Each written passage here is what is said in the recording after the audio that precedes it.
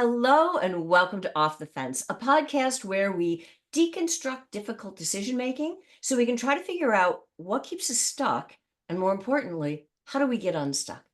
I'm your host, Karen Covey, a former divorce lawyer, mediator, and arbitrator turned coach, author, and entrepreneur. With me today, I have the immense pleasure of talking to Lindsey Paige Markus. Lindsey is a trusted advisor, best-selling author, and committed philanthropist who is as passionate about her work as she is generous with her time. She heads Chuha Contesson's 25-attorney estate planning and asset protection group. In her nationwide practice, Lindsey works closely with business owners and families to plan their estates, protect their assets, transfer wealth, and reduce tax liabilities. Lindsey is the author of A Gift for the Future, Conversations about Estate Planning. Published in April of 2022, it takes readers on a journey through the world of estate planning. In her easy-to-follow writing style, Lindsey provides the ins and outs of every estate planning tool, from simple to advanced. She interweaves the family story of Jack and Diane to guide readers through estate planning needs from the time they decide to marry through the birth of their children, business growth, potential divorce, and the complex formation of new families and relationships. Lindsey, welcome to the show. Thanks for having me. I am so excited to have you. And it's like we were just talking for a moment before I started to record this. I have so many questions that I don't know even where to start, but I'd like to start at the beginning, right? So you do estate planning, and I know a lot of people know or think they know what estate planning is, but for a lot of people, they think, oh, I'll get a will, that's an estate plan. You and I both know that there's a little more to it than that. So why don't you start by explaining what is an estate plan and who needs one? Great. So I tease often that I live in the world of death and taxes, which isn't often a pick-me-up of a conversation, but it's inevitable for all of us, right? No way to avoid it. A lot of people confuse the role of the estate planning attorney with the role of the financial advisor or wealth advisor. I don't do any investment management. I help create documents to guide clients through documenting their wishes in the event of incapacity or upon their death.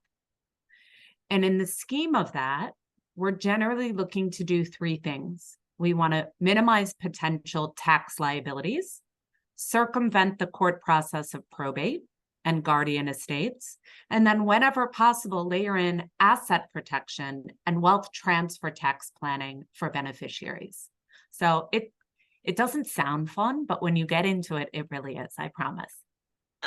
I'm glad you like it because I know it's not for everybody, but you've intrigued me with the words asset protection. What do you mean by that? You know, I think in today's day and age, we unfortunately live in a very litigious society. Historically, asset protection or creditor concerns were really targeted mostly towards physicians and attorneys, those of us who have to deal with malpractice concerns or headaches or nightmares. But in reality, the world that we live in has just become incredibly litigious. And so whenever possible, we want to create an inheritance structure or a gifting structure so that what I end up leaving to my children or gifting to them during my life is there for them to use, but is not reachable by a creditor. In your context of divorce, one of the most creditor concerns isn't just a malpractice liability or a personal injury lawsuit from a car accident, but really a future potential ex-spouse. And if the estate planning is properly documented, we do have the ability to very easily layer in asset protection so that the money is there for a beneficiary, but not a creditor of a beneficiary, which could include a future ex-spouse trying to make a claim for maintenance or alimony. So if I understand you right, what you're talking about is for, let's use me as an example, for my children, that I would make a gift available, that the money would be available to them, but in the event that they got a divorce, their soon to be ex-spouse couldn't touch it. Is that what we're talking about? Exactly. Correct. That's so interesting. So tell me more. How do you do that? How do you protect those assets in the event of the divorce of the children or potentially of me, or am I reading too much into it? I wish I could do it all. There are ways that I can do most, but not quite everything. So let's first talk about the kids, because that's very easy to address. Either through gifting during your lifetime or through what you pass to them upon your death. The idea would be that within the Karen Covey Trust, Mm-hmm. your revocable living trust that more or less is an extension of yourself and would pass to them after you're gone, it goes back to the old adage that not all trusts are created equal. So you want to make certain that your trust is drafted in such a way so that what your children inherit from you isn't going, as we say, outright and free of trust. Imagine I'm your daughter Okay. and I'm inheriting $1 million from mom. If I'm inheriting it outright and free of trust because I'm old enough, I'm pretty good with money, and you want me to enjoy it, the drawback to that is that a creditor of mine, whether it be a malpractice creditor or even the potential for a future ex-spouse, could try and go after it. If instead the money is retained in trust, and if you feel I'm mature enough to manage my own finances, I could even act as the trustee of the trust.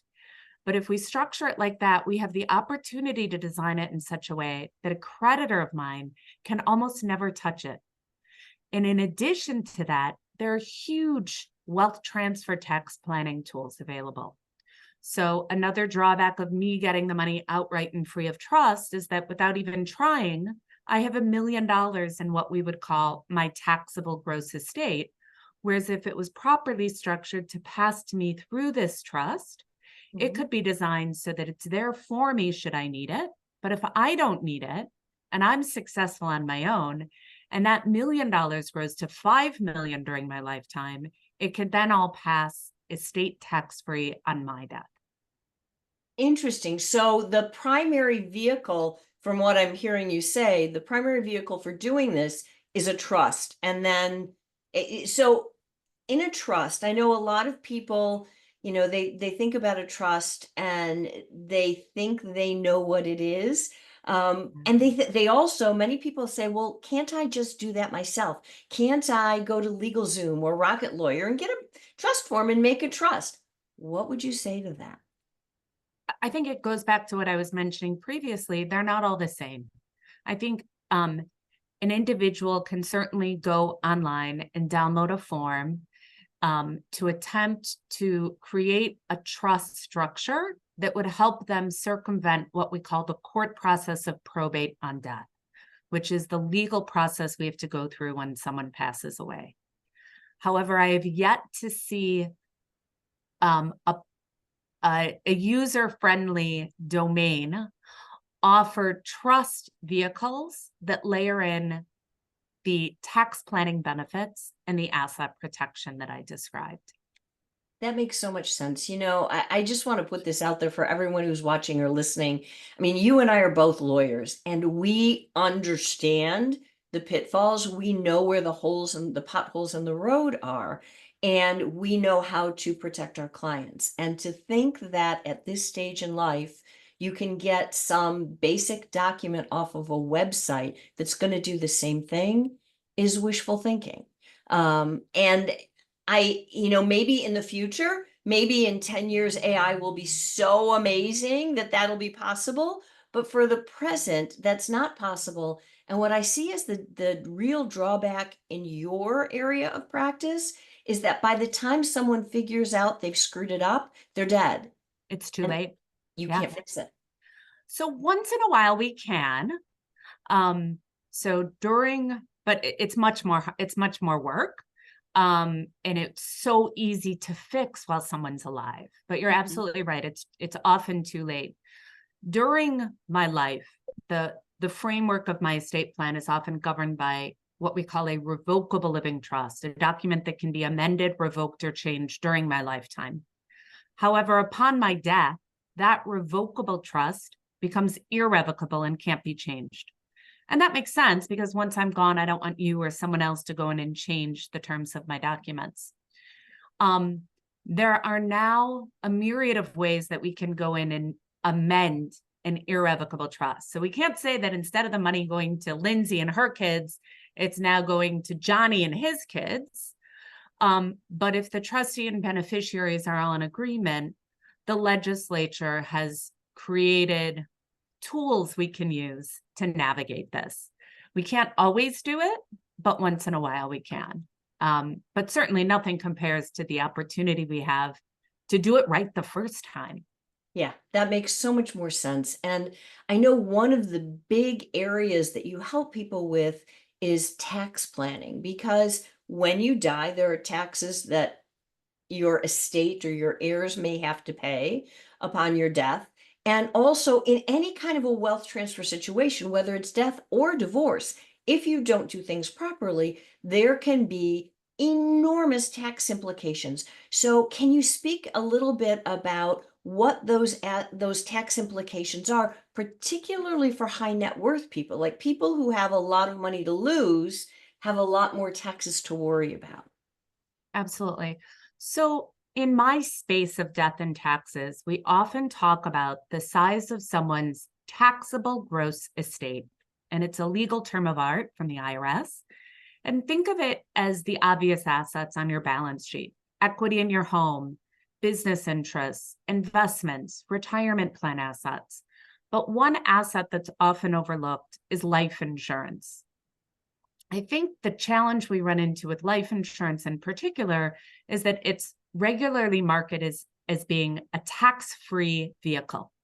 So if I have a $5 million death benefit on a policy, on my death, when there's a payout, the $5 million is paid out income tax-free.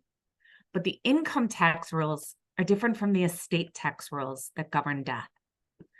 So Whoa. yeah, so it's not necessarily estate tax free. So even if it's a term policy that might be worth nothing today, if I die during that term and the $5 million is paid out, the IRS includes that in my taxable gross estate. So we have these moving targets of what my projected net worth will be, with, also taking into consideration death benefits on life insurance. Then, based on the year in which you die, the government allows you to pass a certain amount of money tax-free. And we call that the exemption amount. What is exempt or free from taxation? At the federal level this year in 2024, it's very high. It's $13.61 million. That's for each decedent. So if I was married, I would be able to pass 13.61 million, and my spouse would have the opportunity to do the same. But then we also have to think about, where am I living? What state am I living in? And does that state have its own estate tax or death tax regime? And some states have not only an estate tax where the estate is taxed, but they can also have what we call an inheritance tax, where the people who get the inheritance are subject to tax. Nothing's easy, right? Illinois, New York, Massachusetts, those are three states in particular that I often joke are expensive places to die. Because in Illinois, although I could pass 13.61 million right now at the federal level, in Illinois, I can only pass 4 million. And yeah, it's crazy. And in Massachusetts, it's only 1 million. New York is slightly higher, just below 7 million. But so we have these constant moving targets. And the reason why it's so important is because we spend our livelihoods trying to save and protect our assets and minimize income taxes. And if we fail to look at the big picture and recognize what the estate tax or death tax liability might be, we're missing it all, because the taxes can be anywhere from 23.8% to 50% when you combine federal and state level estate taxes. Wow. Yeah. So for a lot of my high net worth clients, I tell them, we either have to do more work or you need to just stop working, take it easy, live it up, spend it down. But we're really in an exciting time right now in my space over the next 18 months because the law is scheduled to change dramatically. We got to this exemption or tax-free amount at the federal level under the Trump administration. Trump passed legislation to double the exemption from 5 million to 10 million adjusted for inflation, but he didn't have enough votes or support to make it permanent. So as a compromise, in 2026, it's scheduled to drop back in half. So you got to die now? One option is to die now, right? Or the law says we can either transfer the money by death or we can gift that amount during our lifetimes. So a lot of high net worth clients that I'm working with are in this race against time between now and the end of 2025, before the sunset hits, to use it or lose it. I need to use the $13.61 million exemption or I lose it. And it's busy. I won't lie. That's interesting. And so if I'm a high net worth person and I want to gift to my children, why can't I just gift them $13.6 million? You can. There's no question you can write a check. But if you write a check to them, the money that you transfer is not asset protected from their creditors. And we're not layering in those wealth transfer tax planning benefits that we talked about before.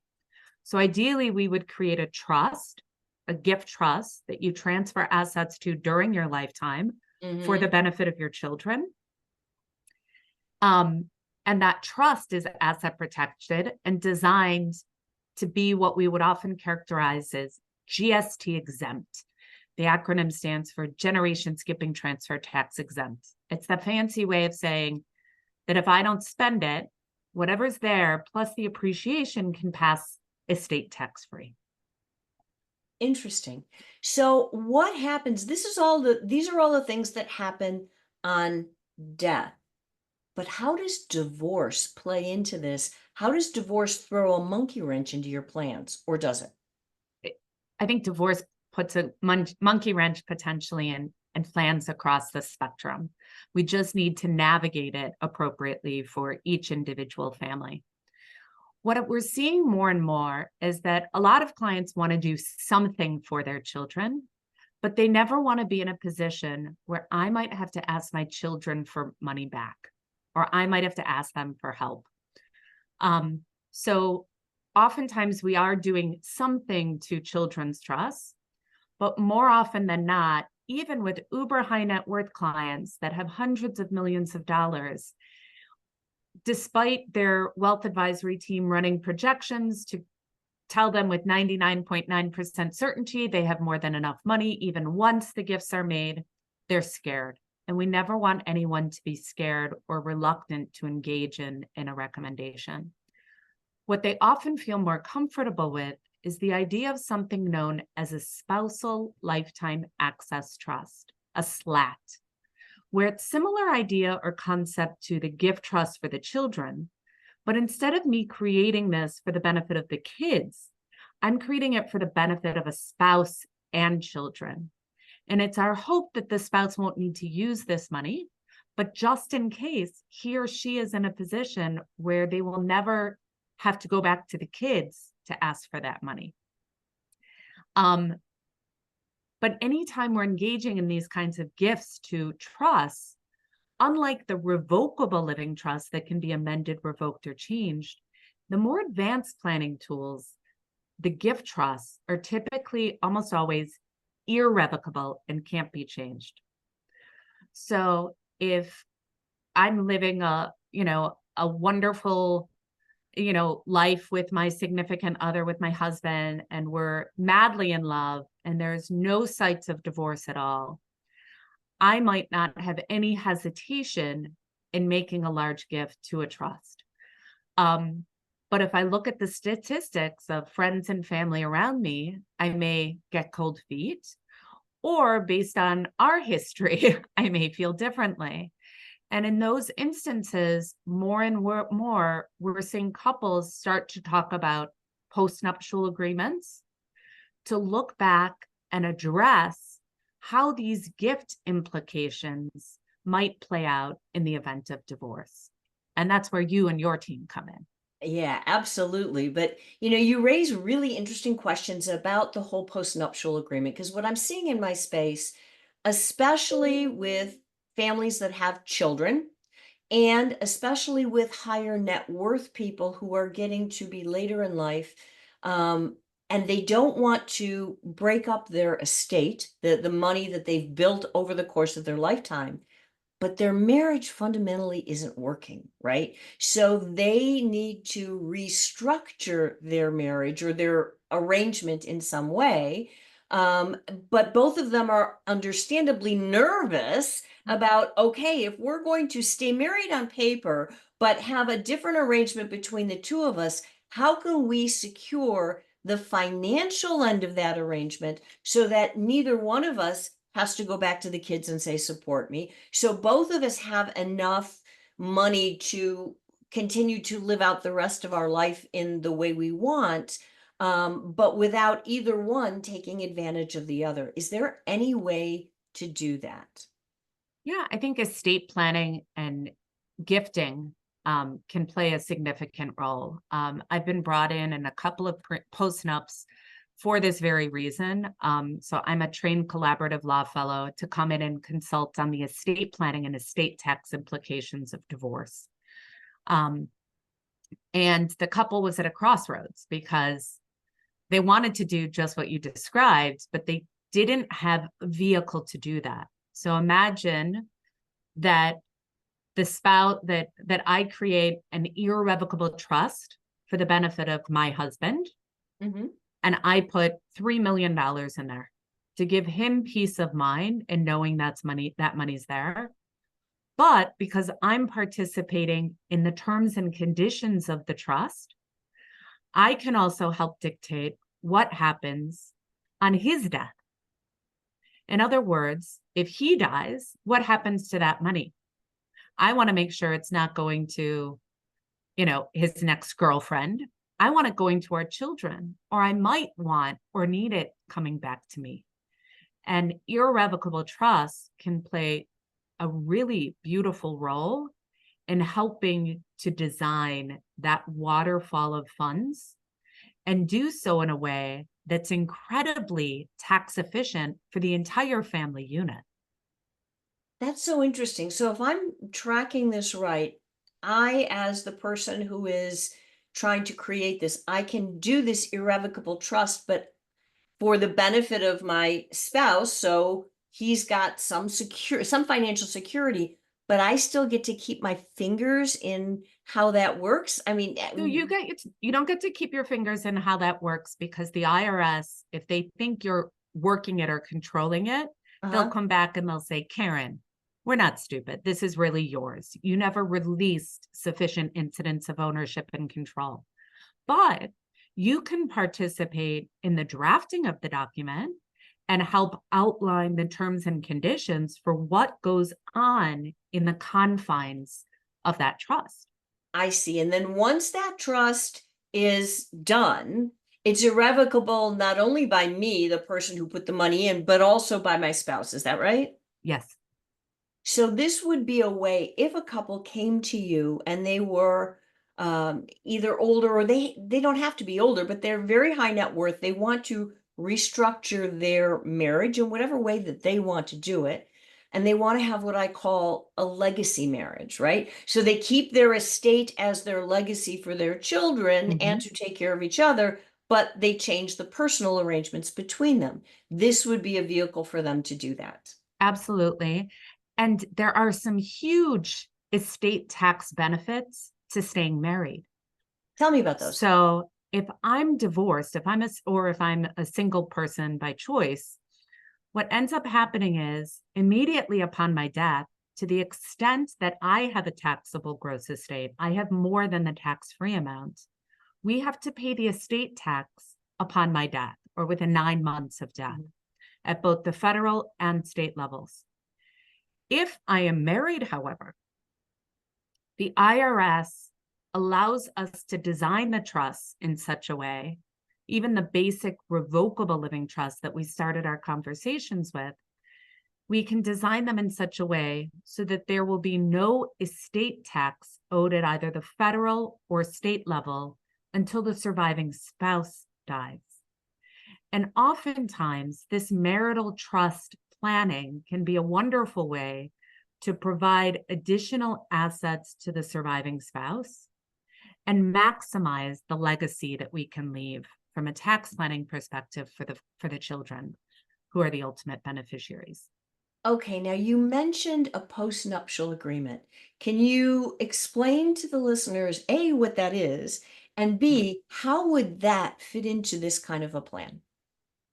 So a postnuptial agreement is just like a prenuptial agreement, except it's executed after you're already married. Sometimes shortly after, if the couple never got around to formally drafting and negotiating the terms of the prenup that they meant to do. But as you described in those situations that are arising more and more, we're seeing mature marriages, couples that have been together for decades, wishing to create a new business plan or legal framework for how things are going to work in this newly defined marriage. One of the key differences, though, between a prenup and a postnuptial agreement is this concept in contract law known as consideration. So if I'm marrying Brad Pitt and he asked me to sign a prenup, the consideration for me to enter into that agreement is the marriage itself. But once we're already married, what gives? And different states have different rules. Not all states recognize postnuptial agreements. And in most of the states that I've looked into this, as usual, it depends, right? So what is sufficient consideration? Well, it depends on the terms and conditions of the agreement. Sometimes it is a gesture from one spouse to the other of taking an individual non-marital asset and making it marital. But that's something that varies dramatically from party to party. They're hard to do though. Not just for the attorneys. I mean, the attorneys actually have the easy part of documenting it. I think it's hard in practice for a married couple to sit down and really address the considerations and contemplate the demise of their relationship. And that's what I've seen. I don't know what your experiences have been. Yeah, it is. It's very, very difficult, but the question is, is it the demise of your relationship or is it a restructuring? Mhm. Right? And I think, and I found that when you're talking about restructuring instead of like killing, doing away Yes, with, it becomes a little bit easier to have the conversations and to achieve what you want to achieve. And let me just put this out there. This is not for everybody. right. Some people just need a divorce. Like everything has gone downhill, you need a divorce. But other people say, no, our relationship between us isn't what either one of us wants. However, we have common goals. We have common goals for our children. We have common goals for our money, and we want to find a way to effectuate those goals and not have to pay a whole lot of our estate to divorce lawyers and go through that process for years and years. Because oftentimes, I mean, everybody wants to think they can be divorced in 6 months. It very rarely happens, especially when you have, significant assets.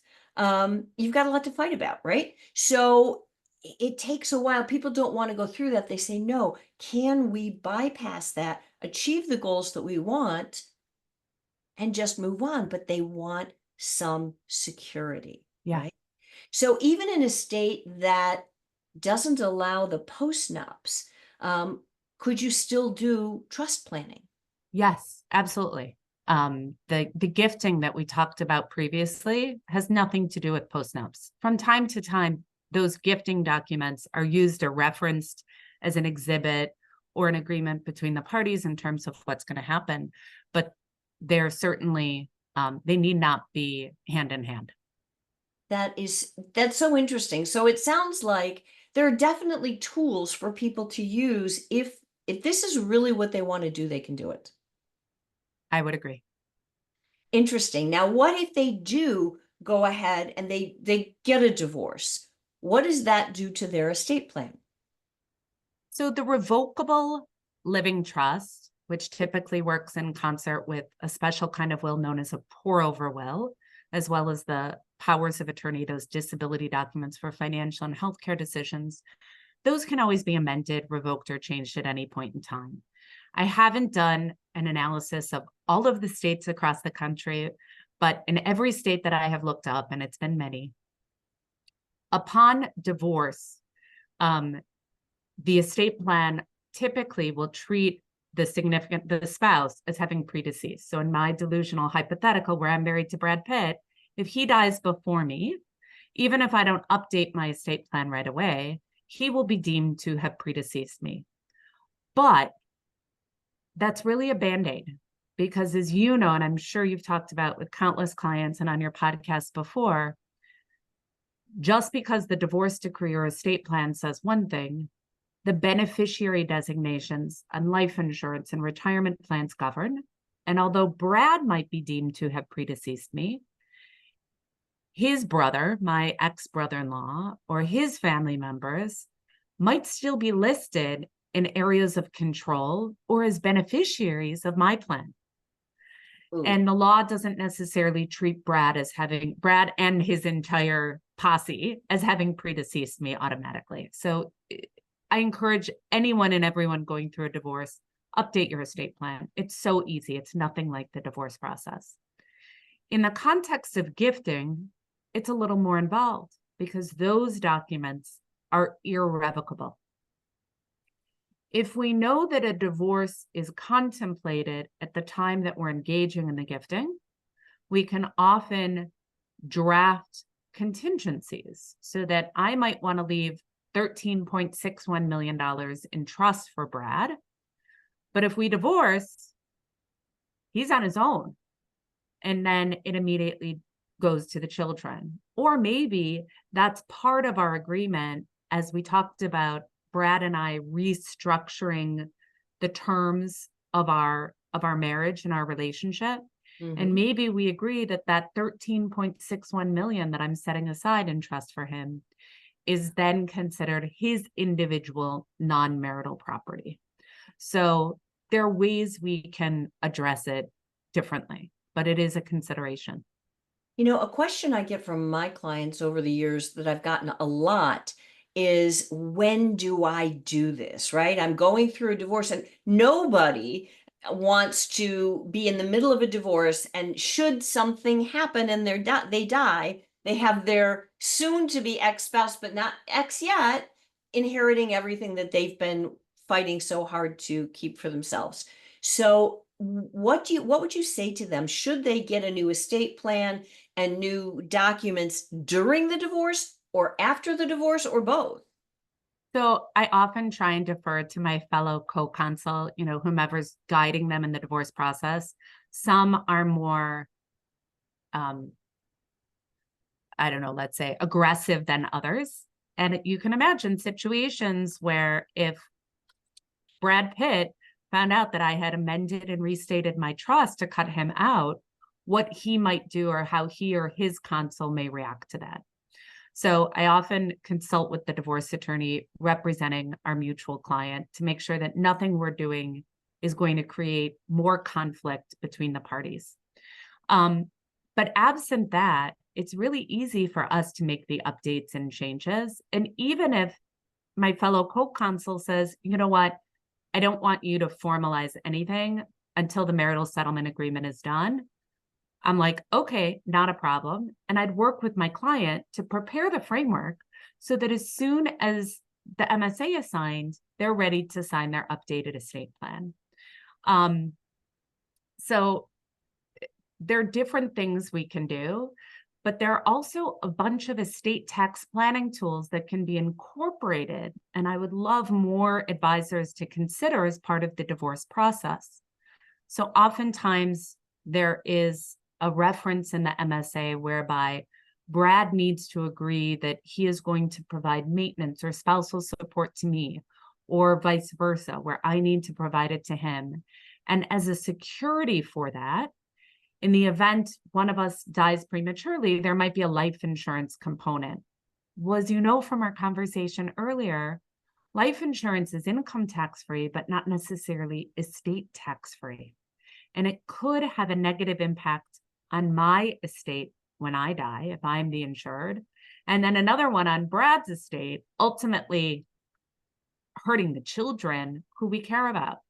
So if an estate planning attorney with tax planning experience is brought in at the time that MSA is agreed upon, we can often talk to the couple and agree on a special gift trust or life insurance trust, which could be the vehicle to hold that insurance to make it estate tax-free for everyone involved, ultimately leaving more to our children, which is what we want to do. But it all takes a little planning. That is such amazingly great advice. And especially having been involved in the divorce negotiations for more clients over the years than I can even count. And a big bone of contention is often who is the beneficiary? Okay, I'm giving, yeah, maybe I'm the one that has to pay, let's say, child support. And so I have to maintain a life insurance policy to secure that child support, because if I die, I'm obviously not able to pay that anymore, right? But what I want to do is I want to name my children as the beneficiaries, because I don't trust my ex-spouse anymore to distribute the money properly. I don't think they're ever going to get it. But if I do that and they're 3 years old, now I'm dealing with probate. And so my ex-spouse And guardian estates for and each guardian minor estate. child. Yep. And but I don't really want to put it in my spouse's name or ex-spouse's name, because I don't trust my ex-spouse. So this sounds, using trusts as a vehicle sounds like it could be a really great Yeah. option and avoid arguments. Absolutely. It avoids conflicts between the parties. It clearly lays out the terms and conditions and can also have a material effect on potential taxes. This has been so enlightening and so eye-opening. And honestly, I Thank you. think that so many people are going to get a tremendous amount of value from this. But if they do, and they're saying, hey, where can I find Lindsey? What Oh, should I tell please them? reach out. My email is lmarkus@chuhawk.com. Or if any of these topics piqued your interest and you want to read more or learn more, my book, A Gift for the Future, Conversations about Estate Planning, is available on Amazon, and you can usually get it in 48 hours. So I hope you enjoy it. And I would highly recommend it. And I love, just as an aside, it has nothing to do with anything, but I love that you've named the characters Jack and Diane. I just think I got a kick out of it. That's me and my crazy sense of Yeah. humor. But Lindsey, thank you so much for everything you've shared. And for those who are listening, Markus is with a K, correct? Yes. So Thank you. it's Markus. If you want to check out Lindsey, everything is going to be linked. The link to buy the book on Amazon will be in the show notes. Where to find Lindsey will be in the show notes. Everything will be there. Lindsey, thank you so very much. I really appreciate this. As do I. Thank you for the time. You're welcome. And for those of you who are out there listening or watching, please do me a big favor. If you like this video, if you like the podcast, give it a thumbs up, like, subscribe, and I look forward to talking with you again next time.